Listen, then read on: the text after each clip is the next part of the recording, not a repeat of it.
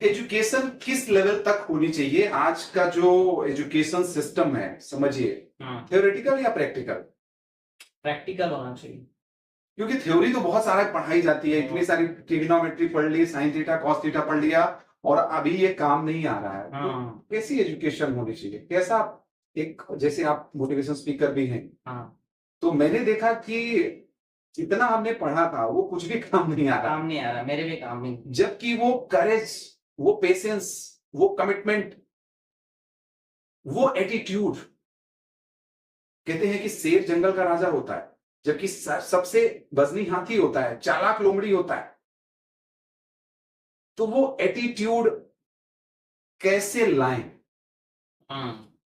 पहले से एजुकेशन वाली बात हुई तो मुझे तो लगता है एजुकेशन क्या, what is an education? Education क्या? मेरे शब्दों में education is equal to understanding. Education का मतलब होता है समझ, आपकी क्या समझ है। Education is not sine theta cos theta and all this things, सब कुछ जरूरी है, किसी का विरोध नहीं करता है, एजुकेशन सिस्टम अच्छा है, लेकिन मुझे से लगता है शिक्षा का मतलब होता है समझ। आपके अंदर वो समझ डेवलप होनी चाहिए। आप कितने पढ़े लिखे हो ये मायने नहीं रखता है, आप कितनी समझ रखते हो और क्या समझ रखते हो ये मायने रखता है। तो एजुकेशन इज इक्वल टू, मेरे शब्दों में, अंडरस्टैंडिंग होना चाहिए। और बात रही लेवल की, तो ऐसा कोई लेवल नहीं है, बियॉन्ड द वर्ल्ड होता है, या कोई ऐसा लेवल नहीं होता है। आप जहां जितना सीखना चाहो, जितनी समझ डेवलप करना चाहते हो, उतनी कर सकते हो, और उतनी ही आप, मैं उसको एजुकेट मानता हूँ। मैं एजुकेट उस व्यक्ति को मानता हूँ जो समझदार है, जो पढ़ा लिखा है। वो तो बहुत पढ़ा लिखा मिलता हूँ ना सर, मैं युवाओं से मिलता हूँ, मैंने बीकॉम किया है, एमकॉम किया है, पीएचडी वालों से भी मिलता हूँ। तो मैं मिलता हूँ, किसी की बुराई नहीं कर रहा हूँ, मैं मिलता हूँ, तो उनकी जो पीएचडी को मैं कंपैरिजन करूँ तो थर्ड क्लास फोर्थ क्लास के बच्चों से मैं जब मिलता हूँ तो उनमें देखता हूँ कि ये कितना मैच्योर व्यक्ति है। हमारे एक बार पीडी क्लास चलाता हूँ, उसमें एक 7th क्लास में बच्चा आता है, अनिरुद्ध करके।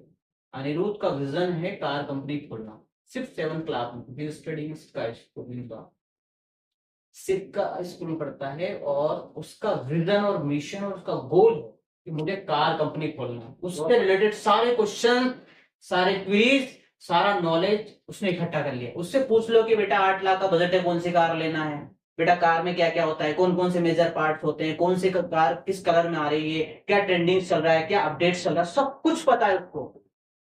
और उसकी गहराई है।